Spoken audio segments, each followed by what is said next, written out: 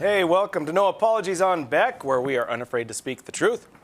We've got a good show for you. I'm very excited about our interview from Freedomfest. 3 segments tonight, but I think it's worthwhile. Dr. Drew Pinsky. Do you remember him? No, you're too young. Who is Dr. Drew Pinsky? I am way too young. Wow. See? Okay, Dr. Drew has a currently he has a podcast. He has been on several TV shows, and he used to be actually on a show with Adam Carolla, something about love, right? Love whatever, I don't know. Anyway, very bright guy, and I'm happy to have that. So we are also going to have a Toman homeschool lesson. Looking forward to it. I've enjoyed each of those so far. Tonight, Andrea, I'm going to hit you with, so today we had the Greater North Dakota Chamber. We covered these folks, I think it was either late last week or early this week. Greater North Dakota Chamber is a pro-business organization. They are very, they wield, I'd say, a fair amount of power in the legislature as far as lobbying efforts. Governor Burgum recently talked about people that scored high with them and called them conservative champions. Completely wrong. The chamber's not conservative. They are pro-business, but there's a difference. Sure. There's a distinct difference. The people that are in charge of the Greater Chamber, I think, are very, very good people. I don't agree on all of their positions on policies. Nevertheless, they're good folks. So today they had a policy summit. They have an annual policy summit. I was on one of the panels. The panel that I was on was with regard to North Dakota spending, the budget. Are we spending too much, too little, or just right? It was kind of a Goldilocks affair. But, Andrea, I wanted to, for our viewers, I wanted to pose to you the various panels they had to have just at least a 30,000-foot view of your thoughts on what the questions were that each of these panels today posed. Okay? Are you ready? We'll see. Are you sure? I don't know. You don't know. Okay, number 1, is constitutional measure reform needed? Now, what they're referring to is, of course, we have had, Marcy's Law? Yes. And we've had the Ethics Commission. These have changed our Constitution, and they were brought about by an initiated measure, primarily with out-of-state financing, as well as the general focus was all about out-of-state, came in state. It's fairly easy in North Dakota to change the Constitution. So many legislators, including Senator David Hogue, are interested in making it a little bit more difficult to change the Constitution of North Dakota. What are your thoughts? Is reform needed? So I have a couple of different thoughts. One is, it seems like it is so easy here because we're a small state that we've become a testing ground for a lot of national ideas, a lot of ideas that are held nationally about what to do with state government. And they look around and they say, well, where would be an easy place to give a trial run and see if we can't get that adopted? And North Dakota tops the list somehow because you just don't need that many signatures. And signatures are expensive. In many cases, if you're out there trying to get an initiated measure passed, you're paying for the signatures. You're paying for somebody to go out and collect them. And if you're paying per signature, it's just going to be cheaper if you don't have as many to gather. So it kind of makes us a target just because of the size and the relative ease to change our Constitution as it is. A funny comment that someone had made recently that I thought was really an interesting counter argument was, well, yes, it's easy. We should be able to. Let's make all the changes we want to make first and then make it harder to change the Constitution. Right. See, yeah, and you know, it is harder to change the Constitution than it is to change the law. The law requires at this time about 17,000 votes, I think, right? And the Constitution is about 35, I'm sorry, not votes, signatures. And to get a measure put on the ballot to change the Constitution is about 35,000 signatures. So that's really the threshold. After that, it's just simple voting. Right. You just need 50% plus 1. In other states, it's much harder. Not of those who are eligible to vote. 50% Correct. plus 1 of those who vote. Right, which makes it very interesting in whether an organization that has a measure decides to put it on the primary ballot, which has far fewer voters. Much fewer voters. Or a general ballot. However, despite the 35,000 signature requirement, beyond that, it's so easy that, again, relative to other states, I think you're exactly right. It's a testing ground. People can get things on the ballot, whether they're poorly written. I mean, regardless of what it is, we have people that are passionate about particular topics that would be great for a law change, but don't belong in the Constitution. But they're so passionate about it, their thought is, all I need to do is put in another $150,000. I can convert the number of signatures to constitutional threshold, and now it's in the Constitution. It can't hardly be changed. And that's what they want, is they want to use it as a hammer. Yes. And make the change and then make it irreversible or legislature proof. And Yes, exactly. the easiest way to do that is a constitutional measure. So we had one recently that I won't get, it's a little bit complicated. We don't have the time for it tonight. But one of the things they're looking at going forward is that instead, once a constitutional measure goes on the ballot, that it requires 60% of the voters to approve it rather than 50% plus one. What are your thoughts on that? I think that's achievable, especially for something that's very popular. There are plenty of examples of that. Voter reform would be one that's relatively popular. I kind of wonder if this, the one that they are proposing right now with term limits, is going to be that popular. It seems to be a very popular idea, and it's polling really well. So Yeah. I don't think that makes it impossible. So anybody trying to say, well, we shouldn't make that change because we'd never get anything done is not being honest. What did Burgum have for his voting majority in the last election? Was like 80% or something of the vote. It was ridiculous. Right, So right. like 60% is achievable. It is. Yeah, it's not a ridiculous threshold No. to achieve, especially to change the Constitution. Sure. Yes. All right, I'm going to go to our fourth panel that we had today at the summit, and it is with regard to North Dakota's changing political dynamics and policy implications. Now, they talked a lot about historical stuff, but Sure. they did bring up Bastiats, and they brought up some facets of that. But interestingly, the panelists talked about a purity test, and I wanted to raise my hand and say, excuse me, nobody's asking for purity, meaning that you have to be 100%, such and such and such, whatever we define. It's simply you need to espouse the platform. There's no purity test. It's a matter of espousing the platform. Do you have thoughts on the political dynamics and the changes? So, two things. One, the alleged fracturing of the Republican Party between the moderates, big spenders, and the Bastiats or conservatives, as well as what's happening with the Democrats. Can they gain ground? What's their plan? I mean, the Democrats are at rock bottom. The only place for them to go is up. So, That's true. or implode. I expect them to go up, though. I would have been really interested to sit in on that panel discussion for sure, because I do think that there's a lot that's shifted, a lot that's changing within North Dakota politics, and I think there's still a lot of room for things to move. It's not solidified the way that it seemed to me when I was younger. Yeah. One of the panelists brought up that Ronald Reagan talked about the Republican Party being big tent.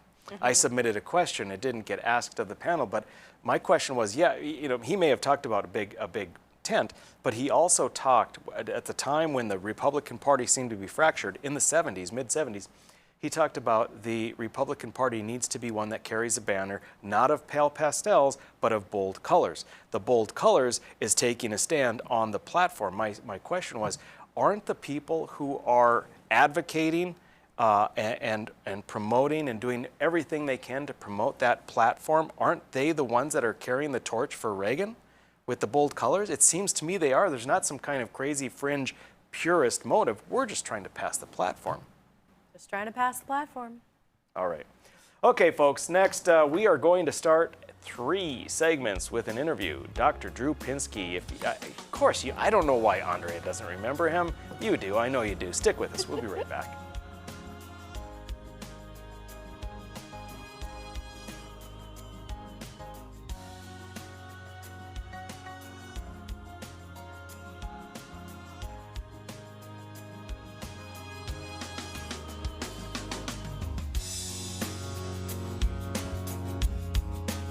When you can't find answers to your recurring health challenges, it can feel like your health and your future are being held hostage.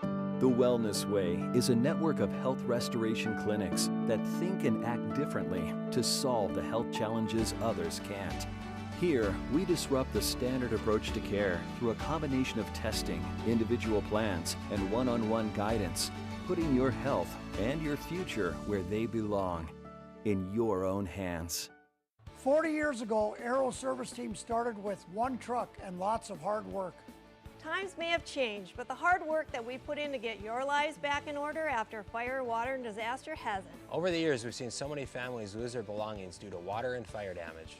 Restoring homes back to the original state has made every hour of hard work well worth it. Thank you for trusting our family with yours. When disaster strikes, you only have to make one call. Aero Service Team does it all.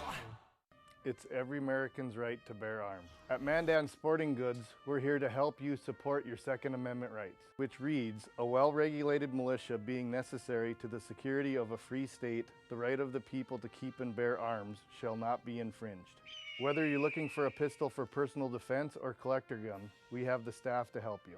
We also have the area's largest inventory of ammo and reloading supplies. Mandan Sporting Goods, the area's local gun and ammo specialists.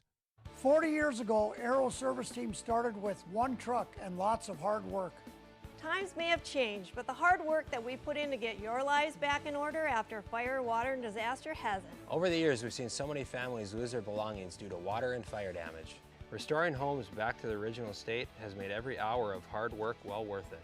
Thank you for trusting our family with yours. When disaster strikes, you only have to make one call. Aero Service Team does it all.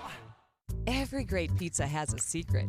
At New York To Go, that secret lies in our perfectly recreated New York water, the key ingredient to making our signature New York-style pizza. We also feature Heroes, with the region's only Hero meat spit, plus Nathan's hot dogs, calzones, and our delicious jumbo buffalo wings.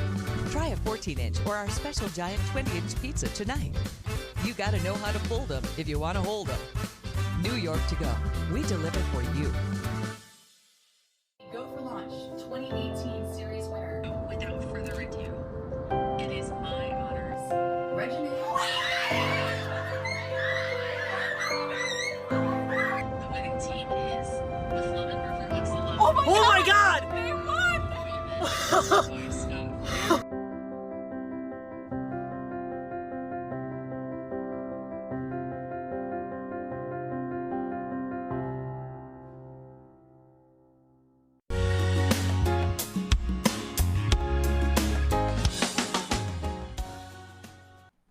Welcome back. It's No Apologies on Beck. So we are going to start with a three-part interview with Dr. Drew Pinsky. I hope you enjoy him as much as I did. Roll it. All right, ladies and gentlemen, we are back at Freedomfest in Rapid City, South Dakota, and I'm very, very happy to announce that our guest is Dr. Drew Pinsky. Drew, thank you for being with us. Pleasure. I'm so happy to have you on. I dig talking to peers. Yeah, well, I tell you what, I am so happy when I can talk to someone with a health professional who is open-minded and willing to discuss with logic and reason. That used to be everyone in our profession. I don't know what the hell happened. We the last year was such an eye-opener for me. I can't even. I'm just stunned. I mean, you're a little younger than I am, but we worked through an epidemic where the fatality rate was 100%. Yeah. In my training, I sat down every day with somebody who told me they were going to die in 6 months, and I was never wrong. And it gave us a perspective that our younger peers don't really have right now.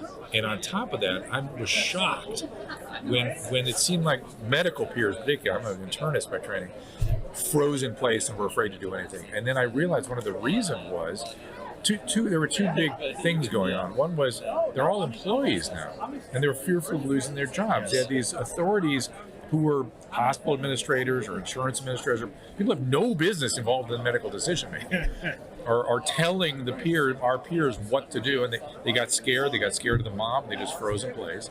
And then the other thing that happened is they ceded their decision making to bureaucrats.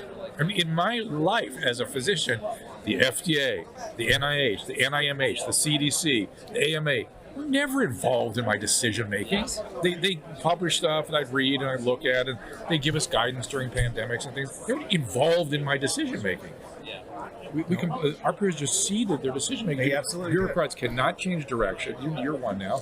You're a bureaucrat. So you can't. They can't. They are not used to make risk reward analysis. Yes. They can't improvise in complex situations, which is, especially as a surgeon, that's what you're trained to do. And again, they can't admit wrong and they can't change direction. Yes. I was so mortified when I am going to make the claim that the healthcare industry essentially became a propaganda arm for the government.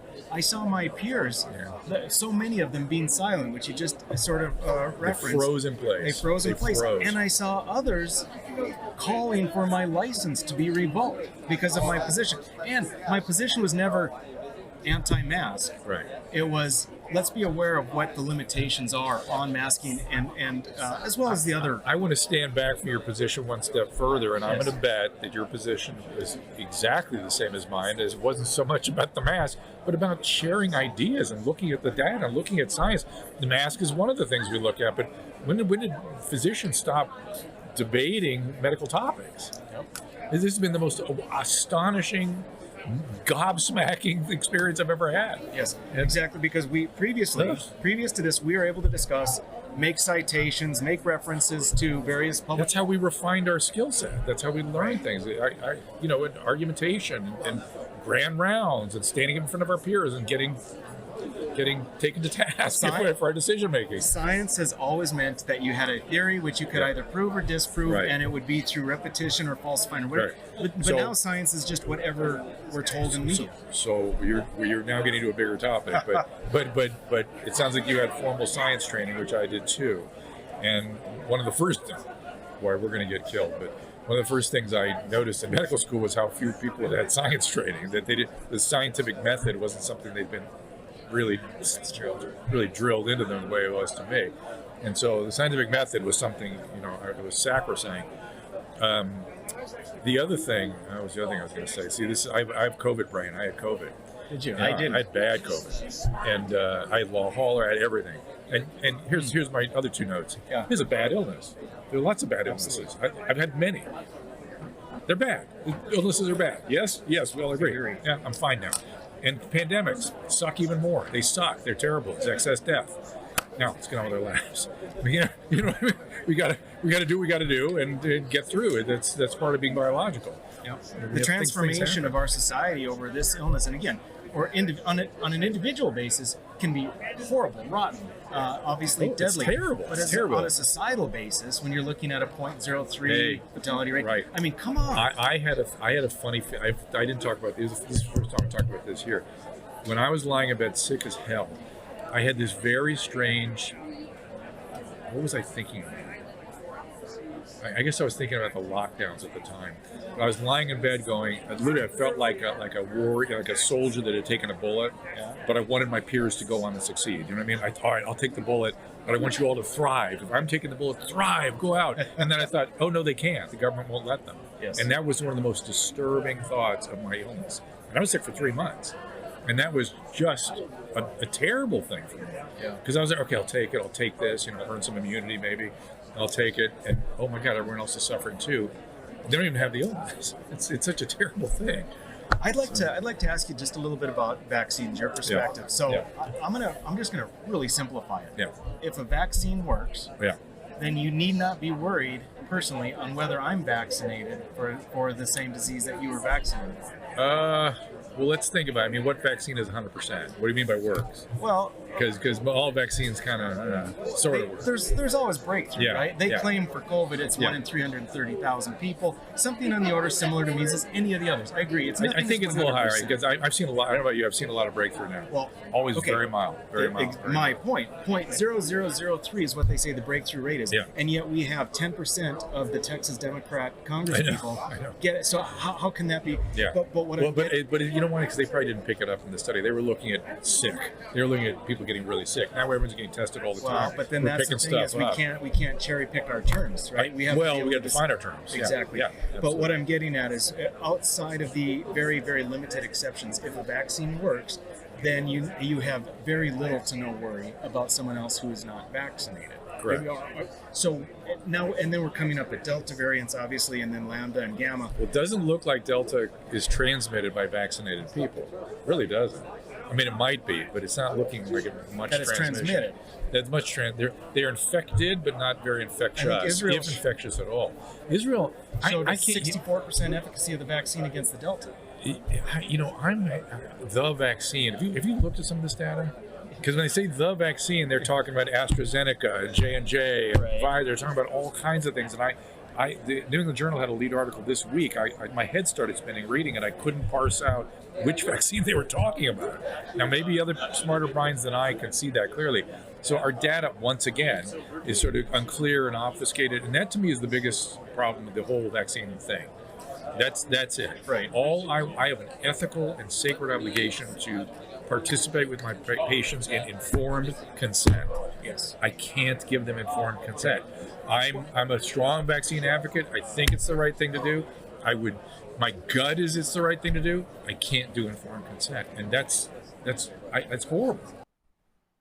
See, I think Dr. Drew is so authentic and genuine and honest, and that's what I like about him. He, for instance, just at the end there, he's talking about he is pro-vaccine. For me, with this particular vaccine, I'm not. But he admits that he can't give informed consent. The studies aren't there. The data's not there. At least he's honest, and that's what I appreciate. I like it. Good. All right, stick around, folks. We are going to be back with segment 2 with Dr. Drew Pinsky.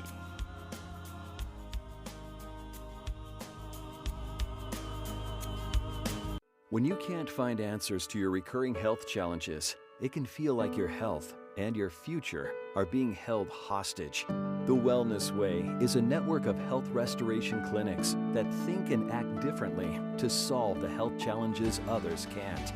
Here, we disrupt the standard approach to care through a combination of testing, individual plans, and one-on-one guidance, putting your health and your future where they belong, in your own hands. 40 years ago, Aero Service Team started with one truck and lots of hard work.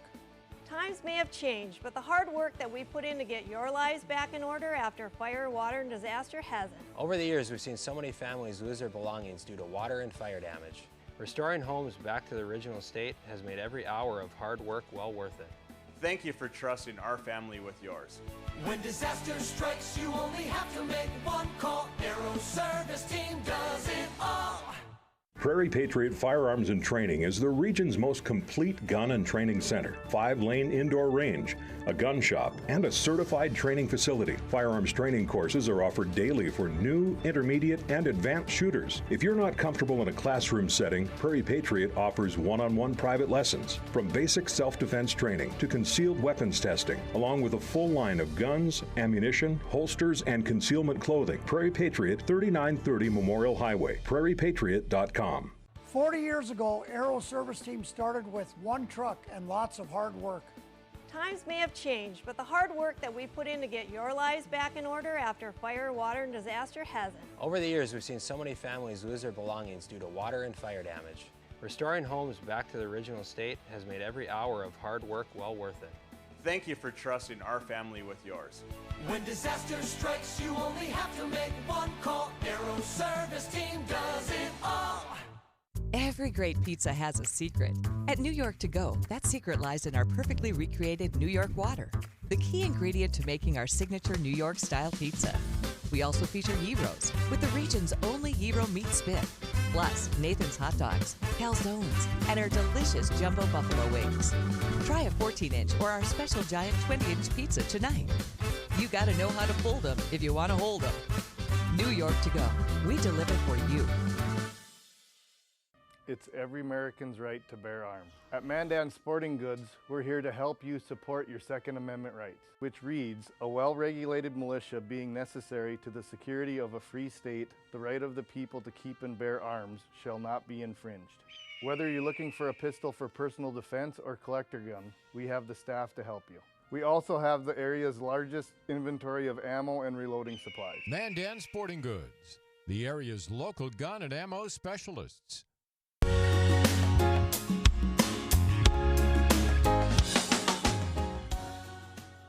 We're back. It's No Apologies on Beck, your after-hours oasis of sanity. I'm your host, Rick Becker. Tonight's co-host, Andrea Toman. And we are going to bring you segment 2 out of 3 of an interview with Dr. Drew Pinsky. The fact that you and I can't have a very specific, data-driven, comfortable, data-driven discussion is because the data's not there. It's and that's what some of the people that are obfuscated. concerned about the vaccine are saying. The studies aren't there. It has not been approved as a vaccine. It's been given emergency approval. Yes, which is not the same thing. So you're absolutely right. And the when I talk to vaccine hesitant people, the first word out of their mouth when I start talking to them about motivation is, I can't trust. I can't trust the government. I can't trust doctors. I can't trust the information. This has been such a cluster that people are lost and scared and they can't trust anything. So how do you build trust? Openness. Give them the data. Don't be afraid that that's going to add to the hesitancy. Give them all the data and then let people like you and me help them come to an informed consent with the data. It's not going to be unleashed on society. We'll help them with it. We'll help them get informed consent. And I believe that, have you had the vaccine yet? No. I've had COVID and I've had the vaccine. So, but I certainly I protect anyone's opinions and anyone's ability to not get the vaccine, so they choose. I just worry about. I'll tell you what I worry about. Again, I worry about older folks not getting it, and I worry about the rate at which this thing is replicated, and that we have to get some suppression, or there's a mutation is going to happen that I'm very concerned. That is going to be really a problem. Once you start that gain of function train, we don't know where that train's stopping. But maybe nature doesn't know either. You know what I mean? This is really something. I balk a little bit at the term vaccine hesitant. Okay.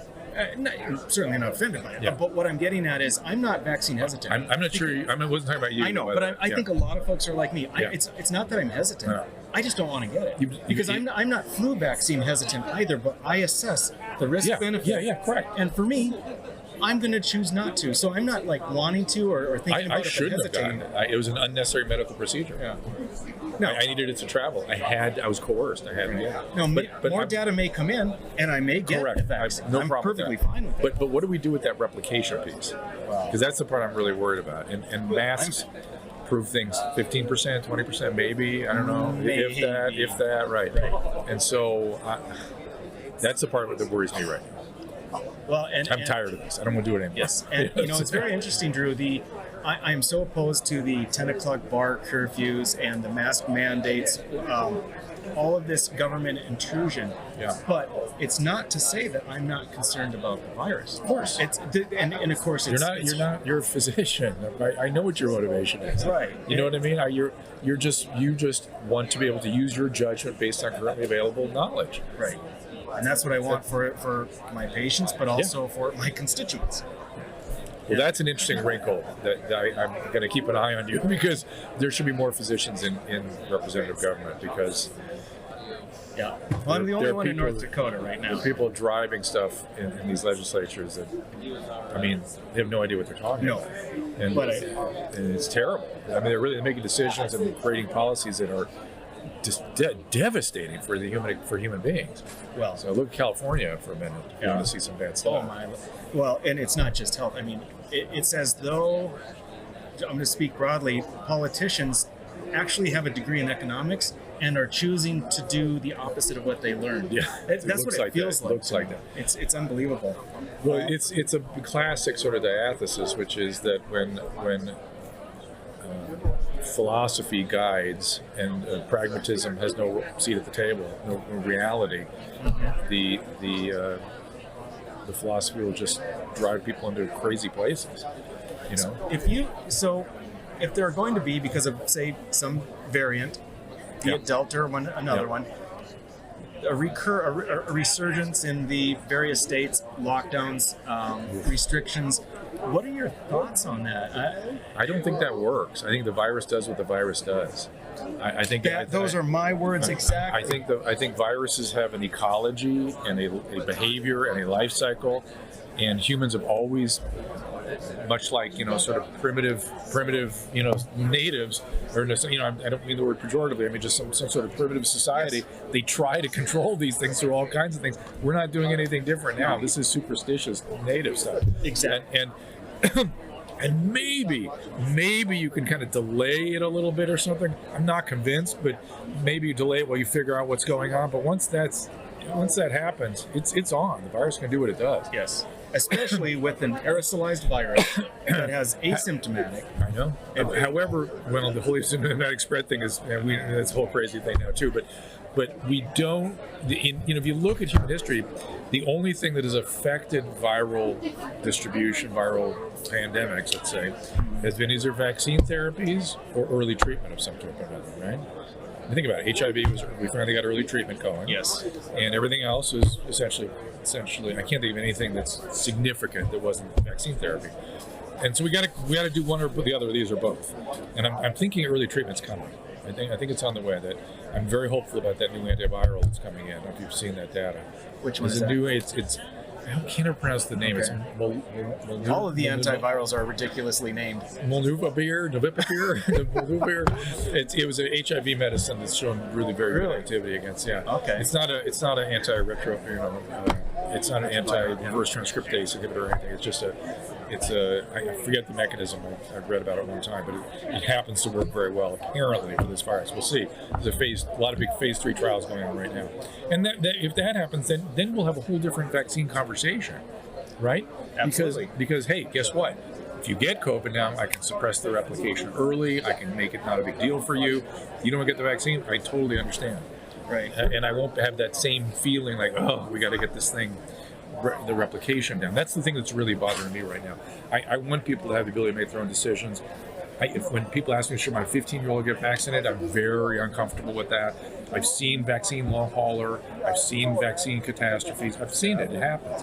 But, you and I, well, not so much you anymore as a plastic surgeon, but in your general surgery days, did you have general surgery training first? You did bad shit to people to prevent worse shit from happening. That's what we do. Yeah. We do. That's what makes us different than other sort of health. We do really dangerous stuff.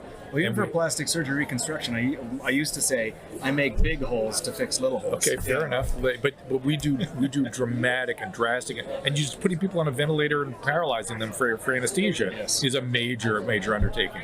And so we do dangerous stuff to people all the time to prevent worse stuff from happening. This vaccine is no exception to that. The question is, what is the risk? I can't assess it. I can't fully get it. My gut tells me it's okay. Until the antiviral comes out, then it might not be okay. It might be too great a risk. Well, and time will tell. And hopefully we will base it on science and not what news reports are. Don't even start. I know. It's like it's so terrible. Have you been? It was bad enough talking about our peers. When you start putting the media into it, it's just. It's unbelievable. Yeah. Did you have a position throughout this time on hydroxychloroquine? I early on, I interviewed one of the guys. Was the FLCCC? Is that what they call themselves? One of the guys put together a really great review paper on the antiviral properties of hydroxychloroquine. I was very impressed by it. Still, there was no data to suggest to know for sure, not for sure. I've used hydroxychloroquine for 35 years. I've used it for lupus. I've used it for malaria prophylaxis. I've used it for forever. It is a harmless medication. Just happened to be doing my internists. We have this thing called the MKSAP, which is a board review that I do every 3 years. And in my rheumatology section, they were talking about hydroxychloroquine for lupus, and they said, oh, by the way, one of the questions was something about hydroxychloroquine in pregnancy. Turns out you can leave it on with 100% safety during pregnancy. I don't know any medication that I can say that about, not even Tylenol. I can't say that about anything. But hydroxychloroquine is so safe, you can keep your lupus patients on it during pregnancy. They were super clear about it in this review course. And I thought, wow, that is a tell. It's even more than I thought it was. So it became this no harm, no foul thing. So if people wanted to try it, I'm like, okay. A lot of my surgical friends tried it with their family and patients. Because surgeons kept improvising. You guys, if something goes wrong in the surgical field, you got to solve it. Yes.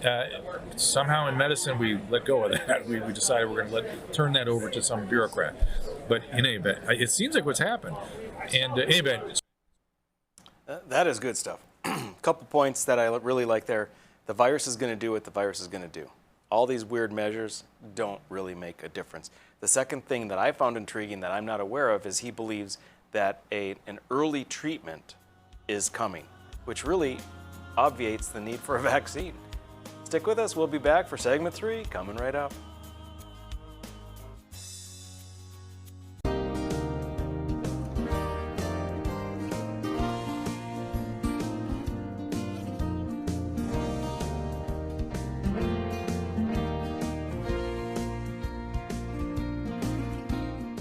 when you're buying windows, make sure you're comparing apples to apples. Hi, I'm Jesse with the Window Source. We only sell you the best windows and doors for the best price. Call the Window Source. Just because you pay less doesn't mean you get less. Every great pizza has a secret. At New York To Go, that secret lies in our perfectly recreated New York water, the key ingredient to making our signature New York-style pizza. We also feature gyros, with the region's only gyro meat spit, plus Nathan's hot dogs, calzones, and our delicious jumbo buffalo wings. Try a 14-inch or our special giant 20-inch pizza tonight. You gotta know how to fold them if you want to hold them. New York To Go. We deliver for you. Hello, I'm Mike Lindell, inventor of MyPillow. Thanks to your support, you've helped make MyPillow become one of the fastest growing companies in America. Over the last 12 years, you've helped MyPillow create thousands of jobs right here in the USA. When I got MyPillow, I'm asleep almost immediately. I stay asleep at night and I wake up more well-rested in the morning. That's why I invented MyPillow. My patented fill adjusts to your exact individual needs and helps keep your neck supported and aligned. I'm interrupting this commercial right now. Retailers have canceled MyPillow, and to thank you for your support, I'm gonna pass the savings directly on to you. Go to MyPillow.com right now to get deep discounts on all MyPillow products. For example, you can get my premium MyPillows, regularly $69.98, now just $29.98, the lowest price ever. For the best night's sleep in the whole wide world, visit mypillow.com. It's every American's right to bear arms. At Mandan Sporting Goods, we're here to help you support your Second Amendment rights, which reads, a well-regulated militia being necessary to the security of a free state, the right of the people to keep and bear arms shall not be infringed. Whether you're looking for a pistol for personal defense or collector gun, we have the staff to help you. We also have the area's largest inventory of ammo and reloading supplies. Mandan Sporting Goods, the area's local gun and ammo specialists. From Lambeau Field to your living room. Catch all the Green Bay Packers preseason games exclusively on Beck Sports. Available on KRDK, KNDB, or KNDN TV. The Pack take on the Houston Texans August 14th, followed by the New York Jets August 21st, and end off the preseason with the Buffalo Bills August 28th. Check Beck.Sports to find more scheduling and local channel information.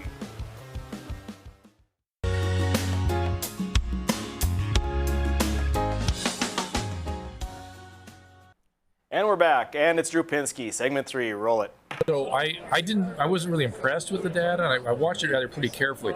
Now I'm kind of convinced it doesn't do much. Okay. I'm kind of convinced. Ivermectin, I'm less convinced that it doesn't do much, because I've seen some really good results with long haulers, particularly. And that hasn't been published at all. I've just seen that clinically. Okay. Yeah, and so I'm trying to figure out what's going on. And of course, I'm aware of Pierre Corey and all his metadata that he's put together. It looks very interesting.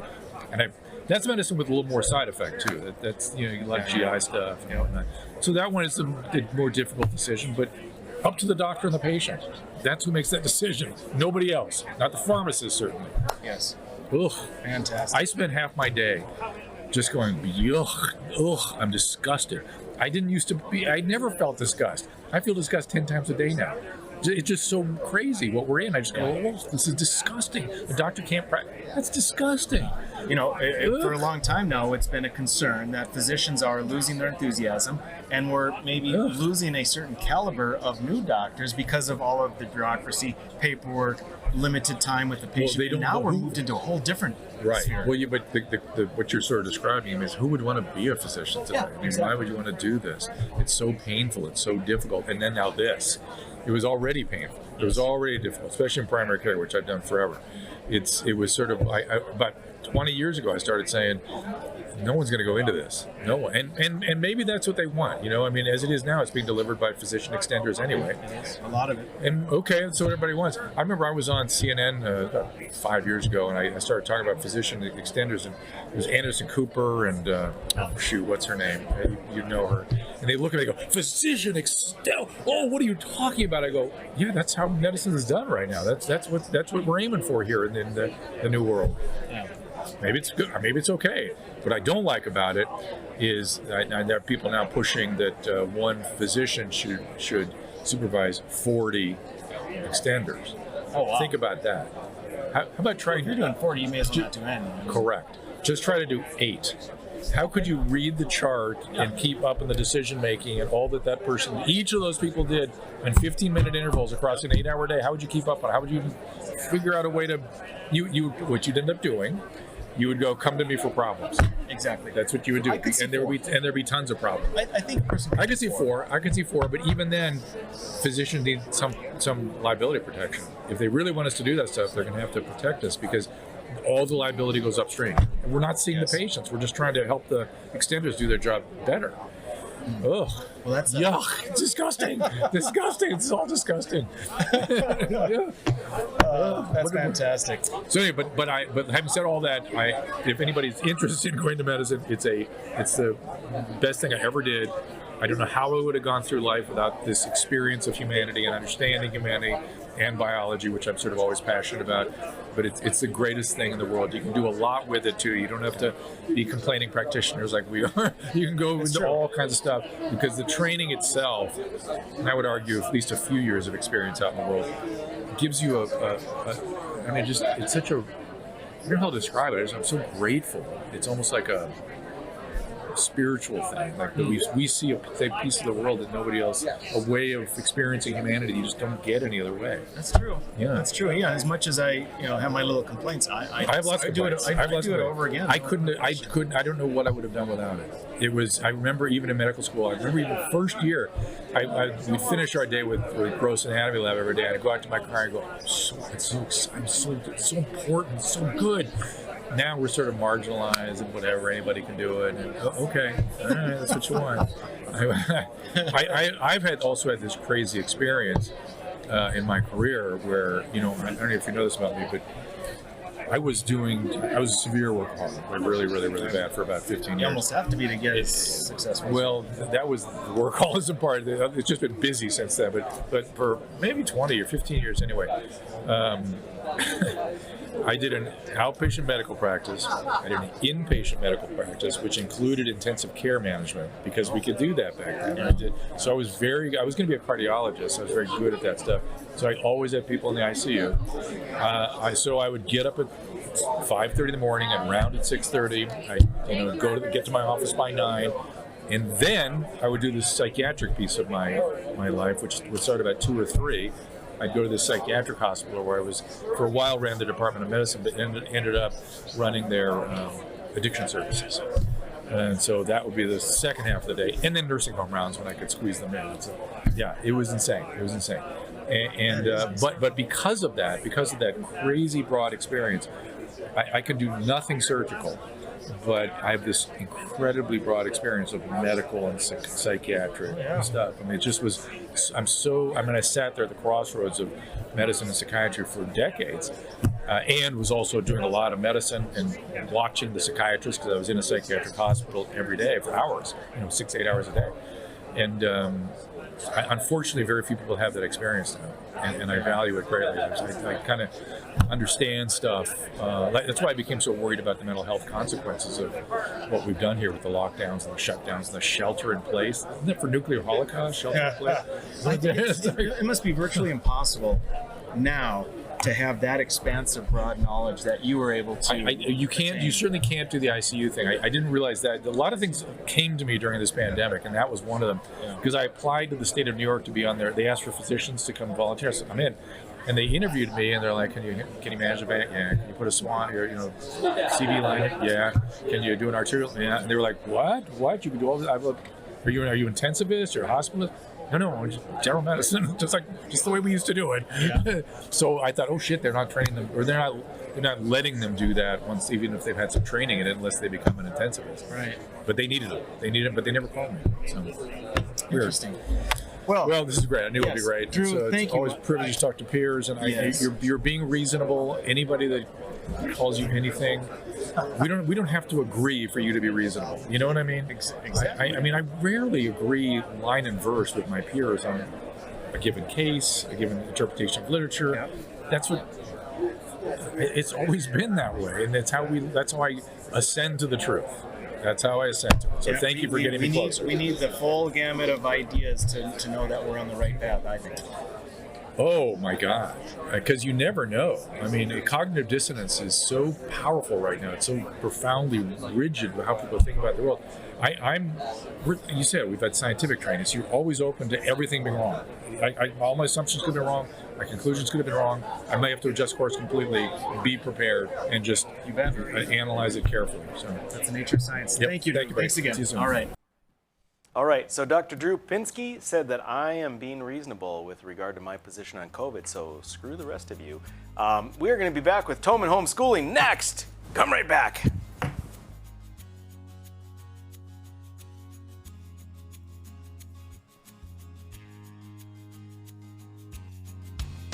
When you can't find answers to your recurring health challenges, it can feel like your health and your future are being held hostage.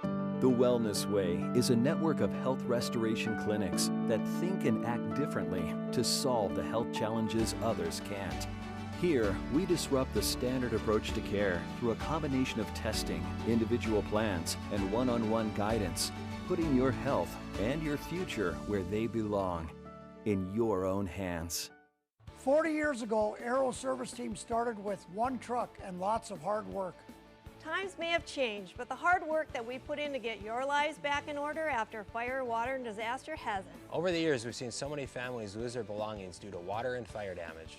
Restoring homes back to the original state has made every hour of hard work well worth it. Thank you for trusting our family with yours. When disaster strikes, you only have to make one call. Aero Service Team does it all. Spas, etc. You've come to know and trust us for over 18 years with the largest selection and showroom in Western North Dakota for our beautiful Sundance spas. Plus, you can pick out your next home experience with our selection of pool tables, shuffleboards, and fun accessories. Spas, etc. Your relaxation destination on Main and Bismarck. 40 years ago, Aero Service Team started with one truck and lots of hard work. Times may have changed, but the hard work that we put in to get your lives back in order after fire, water, and disaster hasn't. Over the years, we've seen so many families lose their belongings due to water and fire damage. Restoring homes back to the original state has made every hour of hard work well worth it. Thank you for trusting our family with yours. When disaster strikes, you only have to make one call. Aero Service Team does it all. Every great pizza has a secret. At New York To Go, that secret lies in our perfectly recreated New York water, the key ingredient to making our signature New York-style pizza. We also feature gyros, with the region's only gyro meat spit, plus Nathan's hot dogs, calzones, and our delicious jumbo buffalo wings. Try a 14-inch or our special giant 20-inch pizza tonight. You gotta know how to fold them if you want to hold them. New York To Go, we deliver for you. It's every American's right to bear arms. At Mandan Sporting Goods, we're here to help you support your Second Amendment rights, which reads, a well-regulated militia being necessary to the security of a free state, the right of the people to keep and bear arms shall not be infringed. Whether you're looking for a pistol for personal defense or collector gun, we have the staff to help you. We also have the area's largest inventory of ammo and reloading supplies. Mandan Sporting Goods, the area's local gun and ammo specialists.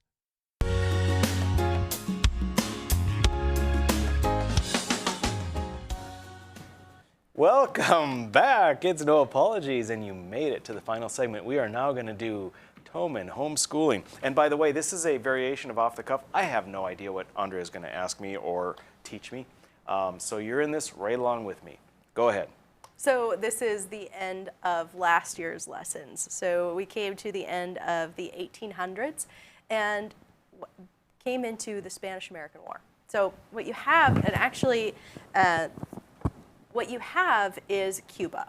So Cuba at the time had their own resistance going on in the late 1800s. And the Spaniards weren't too pleased, generally, with the Cuban population.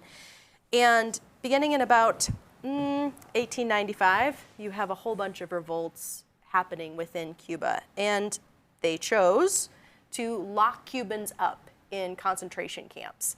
And that's nobody likes the idea of that, certainly not Americans, but there was the only reason that Americans heard about it was because of several journalists participating in what we call yellow journalism, so like Hertz and Pulitzer, were seeking sensational stories. They were seeking good content that would get people to buy their publications. So they found that this plight of the Cubans was good content, certainly compelled people to buy. So Americans were outraged at what the Spanish were doing to the Cubans. Oh, absolutely they were. And not only that, it continued beyond just that. American business owners had interests in Cuba at the time as well. And because of that, the Americans decided to send a warship to Cuba, the USS Maine, parked it outside of Cuba to try and protect those business interests. And that ship exploded and sank. To this day, we don't know why. There's no official determination for what happened to that ship. It could have it could have ran aground, it could have hit some kind of mine. Did they blame the Spanish at the time? They for sure did. And actually, it was Hearst's idea. He postulated or theorized that that's what had happened, and he ran with it as if it were the truth, outraging Americans. And then the cry came up, "Remember the Maine." Sounds really familiar. Yes. And it became a very easy thing to get Americans on board with. So President McKinley, who was anti-war, didn't want to go to war with Spain, didn't really want to have anything to do in particular with Cuba, but Congress chose instead to move forward and declare their support for Cuban independence. They sent that letter to Spain. Spain received the letter and declared war on the United States. I didn't know that. I did not know that. Great. So we had a naval base in Cuba in Guantanamo Bay, and actually, so there were several theaters. The war was fought. It was fought in the Philippines. It was fought in Puerto Rico and Cuba. It was fought in Guam. It lasted about 4 months. The Americans won. So now they have all of these colonies that they didn't have before, and they added that naval base in Guantanamo Bay outside of Cuba. And now they had interests across the world. And the Philippines in particular was a little bit problematic because they weren't fond of the American system coming in and telling them what to do and how to do it. So there were a lot of uprisings that continued within the Philippines for years afterwards. It lasted till about 1902, and we kind of left but didn't leave. We didn't allow them their independence until like the 1940s. So in Cuba, we stuck around and created like a military government as a temporary measure, waiting for them to create their own Cuban government. So that's how that went, roughly. I know in the Philippines we came across as being the people that were going to free the oppressed Filipinos from the Spanish, and then we won and quickly became the oppressors. Again, yeah. It's like, so they traded one empire for another one. And there were a lot of arguments on both sides for and against this idea of an American empire. But what do you think? Do you think that America should have colonies, an empire? No. No. No, I don't. No, because we have to determine what it is that the purpose is of our government, right? And presumably it is to ensure the liberties of the people that live within that geopolitical boundary. And to say that we are going to use the blood and treasure of our citizens to do something elsewhere in the world is going to be fraught with tragedy. And I mean, not only for the people where we're going. Okay, look at this. Afghanistan, right? I guess we're not colonizing, but I'm just thinking about our young people that we send over to fight the wars that our elected officials decree that we're going to have. And I just saw that the U.S. now today is asking the Taliban to not kill the people in our consulate. I mean, and my response was, if every person that died in Afghanistan must be rolling over in their grave, all of that lost. So, but back on, look at World War I, it didn't need to be there. Look, all of these wars didn't need to happen. They were because elected officials went beyond what their purpose was, to ensure our liberties, to ensure our rights, nothing more. more. Nothing more. And then Teddy Roosevelt, right, with the Rough Riders and Spanish. Teddy Roosevelt, he wanted to go to war. Absolutely. He, honestly, Didn't his he have position the Great was, White Fleet? His position was essentially America's becoming too soft. We need a war so men will be manly again. Right. He was very macho until his son died in war, I believe. I'm not a historian. And then suddenly he was like, oh wow. Maybe this isn't war great. is not so cool.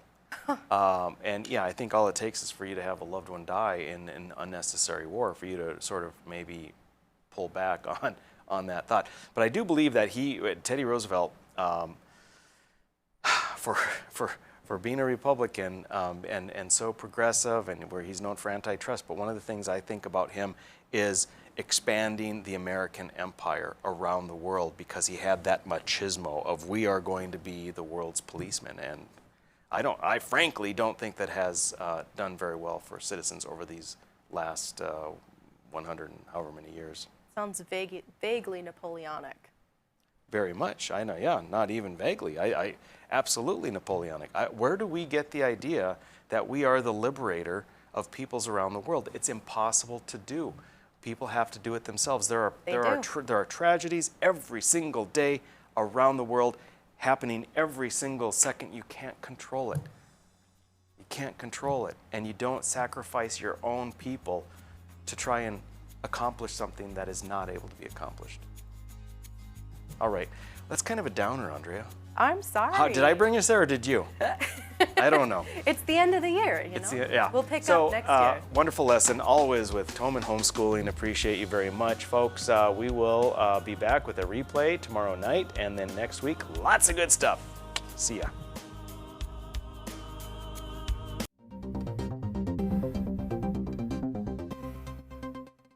Hello, I'm Mike Lindell, inventor of MyPillow. Thanks to your support, you've helped make MyPillow become one of the fastest growing companies in America. Over the last 12 years, you've helped MyPillow create thousands of jobs right here in the USA. When I got MyPillow, I'm asleep almost immediately. I stay asleep at night and I wake up more well-rested in the morning. That's why I invented MyPillow. My patented fill adjusts to your exact individual needs and helps keep your neck supported and aligned. I'm interrupting this commercial right now. Retailers have canceled MyPillow, and to thank you for your support, I'm gonna pass the savings directly on to you. For example, you get my 6-piece towel sets, regular $109.99, now only $44.98, or MyPillow dog beds for as low as $19.99 with your promo code. For the best night's sleep in the whole wide world, visit MyPillow.